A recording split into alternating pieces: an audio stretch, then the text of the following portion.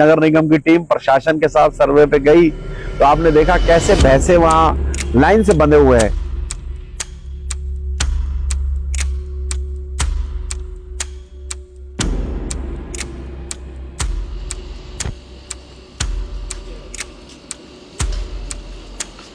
एक समुदाय के लोग अपने बच्चों के सामने जो हिंसा करते हैं, इनका गला रेतते हैं जानवरों का, उसे हम रोकना चाहते हैं।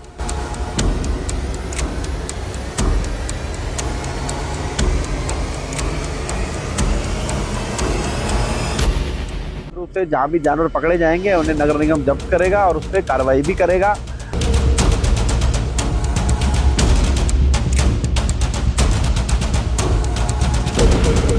प्रकार से एक समाज शहर के अंदर खून बहाने के लिए तैयार है, उसे हम रोकने के लिए तैयार हैं। बकरीद को लेकर रुद्रपुर नगर निगम प्रशासन ने इस बार सख्त दिशा निर्देश जारी किए। मेयर विकास शर्मा के निर्देश पर हाईकोर्ट के आदेशों का कड़ाई से पालन सुनिश्चित करने के लिए विशेष निगरानी व्यवस्था बनाई गई है।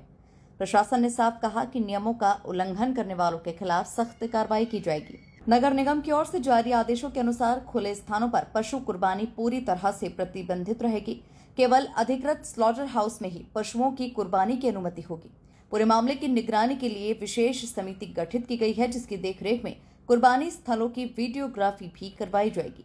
प्रशासन ने यह भी स्पष्ट किया कि नालियों तथा सार्वजनिक स्थानों पर खून और पशु अवशेष बहाने या फेंकने की अनुमति नहीं होगी। ऐसा करने वालों पर जुर्माना और कानूनी कार्रवाई की जाएगी। इसके अलावा 18 वर्ष से कम उम्र के बच्चों को कुर्बानी स्थल से दूर रखने के निर्देश दिए गए हैं, ताकि किसी भी प्रकार की मानसिक या सामाजिक असहजता से बचा जा सके। नगर निगम प्रशासन ने नागरिकों से अपील की है कि त्योहार को शांतिपूर्ण, स्वच्छ और कानून व्यवस्था के दायरे में रहकर मनाएं तथा प्रशासन का सहयोग करें। मेरी भी जानकारी में आ रहा है और ये शहर की सारी जनता को पता चलना चाहिए कि कितने बेजुबान बकरे, कितने बेजुबान भैंसे और अन्य कितने जानवरों का किस प्रकार से या कुर्बानी के नाम पर आप देखते हैं कि उनका वध किया जाएगा। और ये बहुत ही कष्टदायक है और माननीय उच्च न्यायालय ने भी आदेश किया है कि ये नहीं होना चाहिए। और कल भी जब हमारी नगर निगम की टीम प्रशासन के साथ सर्वे पे गई तो आपने देखा कैसे भैंसे वहां लाइन से बंधे हुए हैं, जिनको देखकर लगता है कि अब ये कल इनके लिए आज का दिन अंतिम है और ये कल कटने के लिए तैयार है। हमने माननीय उच्च न्यायालय के आदेशों का पालन करने के लिए पुलिस विभाग को और माननीय जिलाधिकारी को हमने आदेशित कर दिया है और निश्चित तौर पर कल ये जो हमने आदेश किया है इसका पालन होगा। हमने वरिष्ठ पुलिस अधीक्षक श्री अजय गणपति जी से भी कहा है कि इसको सुनिश्चित कराया जाए। माननीय न्यायालय का आदेशों का पालन होना चाहिए, क्योंकि हमने माननीय न्यायालय के आदेशों का पालन करने का ही आदेश दिया है। और इसमें क्योंकि पुलिस प्रशासन की विशेष भूमिका है और जो जिस प्रकार से अवैध रूप से इतना वध होगा, इसको रोकने के लिए हमने कहा है। और अगर पुलिस प्रशासन इसमें ढिलाई बरतेगी तो फिर नगर निगम अपने अनुसार देखेगा इसमें कैसे आगे बढ़ना है। लेकिन मुझे उम्मीद है कि जिला प्रशासन, पुलिस प्रशासन पूरा हमें सहयोग करेगा और ये जो माननीय उच्च न्यायालय के आदेश है उनका पालन अवश्य कराया जाएगा। तो अवैध रूप से जहां भी जानवर पकड़े जाएंगे उन्हें नगर निगम जब्त करेगा और उस पर कार्रवाई भी करेगा।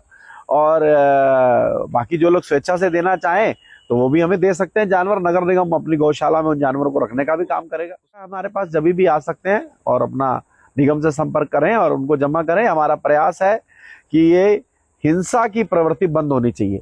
जिस प्रकार से एक समुदाय के लोग अपने बच्चों के सामने जो हिंसा करते हैं, इनका गला रेतते हैं जानवरों का, उसे हम रोकना चाहते हैं। और किसी भी बेजुबान के लिए हम ये नहीं होने देंगे जब तक इस नगर का मैं चौकीदार हूं। इस शहर के अंदर ये कुर्बानियां नहीं होंगी और माननीय उच्च न्यायालय का आदेश है, इसका पालन सबको करना पड़ेगा। अगर हिंदू लोग इसका पालन करके अपनी कुर्बानी देवी धुरा मंदिर और अन्य स्थानों पर बंद कर सकते हैं तो इनको भी बंद करनी होगी। और ये सबके लिए है, कानून एक के लिए नहीं होता, कानून जात देखकर नहीं होता। आप देख रहे हैं कितनी भैंसें बंधी हैं अपना मरने की तैयारी में, कितने बकरे खरीदे गए हैं काटने की तैयारी में। तो ये सब अब रुद्रपुर में नहीं होगा। ये देवभूमि है, इसका अस्तित्व हमें बचा के रखना है। और यहाँ जो देवभूमि है इसकी जो मर्यादा है वो हम सुरक्षित रखेंगे। और ये रुद्रपुर नगर निगम एक ऐसा निगम बनेगा जिसकी मिसाल पूरे देश में कायम होगी। और मुझे लगता है आने वाले समय में माननीय मुख्यमंत्री इसको पूरे उत्तराखंड में बैन करेंगे और माननीय उच्च न्यायालय का जो आदेश है, ये सब अधिकारियों का काम है, उन्हें इसका पालन करना चाहिए। और पहले से आदेश आया हुआ है तो हमें मजबूरी में इस आदेश को पुनः एसओपी बना के जारी करना पड़ा है, ताकि यहाँ का जिला प्रशासन, पुलिस प्रशासन इसमें लगे और इस कुर्बानियों को रोका जाए और जो हिंसा की प्रवृत्ति है इसे बंद किया जाए। इसलिए हमने कहा है कि एक निगरानी कमेटी बने, उनके सामने इनका कुर्बानी हो, उसमें 18 साल से कोई कम का ना हो। तो जो भी नियम है माननीय उच्च न्यायालय के आदेशों पे हुए हैं और जो भी इनका पालन नहीं करेगा तो उसे माननीय उच्च न्यायालय की अवहेलना को झेलना पड़ेगा। ईद के पर्व को काफी कम समय रह गया, तो अब जनता को आप ये बता दीजिए कि जब्तीकरण की कार्रवाई पशुओं की निगम की ओर से कितने बजे से अब शुरू कर दी जाएगी? देखिए, इसमें हमने आदेश कर दिया है कि कोई जानवर रख सकता है, पाल सकता है, हमें कोई दिक्कत नहीं है। लेकिन जब काटने के लिए जो काटेगा या काटता हुआ पाया गया, उसके लिए पूरा LIU विभाग, पुलिस विभाग, नगर निगम, प्रशासन, सारी टीमें बन रही हैं, वो अपनी मॉनिटरिंग करेंगी। जहां भी इस प्रकार का अवैध जानवरों को काटा गया उस पर कार्रवाई की जाएगी। भैया, कल भी सैकड़ों की संख्या में जानवर मिले, उन्हें भी मतलब जो है निगम द्वारा या प्रशासन द्वारा उन्हें जब्त किया गया। देखिए, अभी जानवर मिलने की बात आई है, अब पुलिस प्रशासन को, क्योंकि हमने आदेशित किया है, वो लोग जाएंगे और इनको जब्त करेंगे जानवरों को। और हमने कहा है कि जो कुर्बानी भी होनी है वो डिजिटल तरीके से होगी और डिजिटल उसमें निगरानी में होगी।